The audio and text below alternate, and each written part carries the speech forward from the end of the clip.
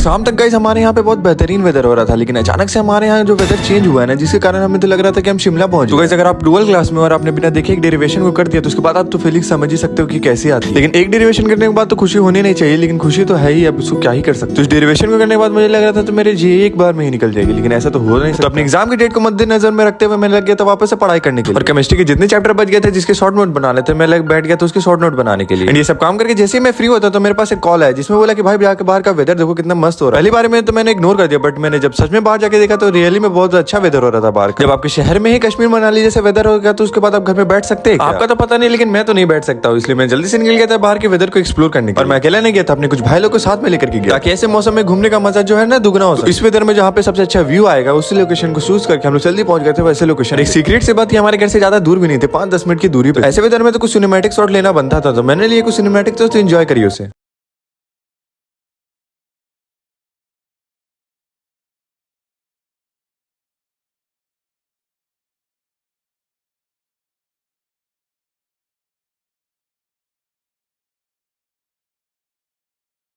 And फिर इतने अच्छे मौसम के साथ अच्छे अच्छे फोटोज एंड वीडियो लेने के बाद हम लोग चल गए थे कुल्हड़ चाय वाले के पास। गरम गरम चाय पीने के बाद वापस हम लोग चल गए थे घर के लिए। तो आज के ब्लॉग के लिए इतना ही। Follow for more.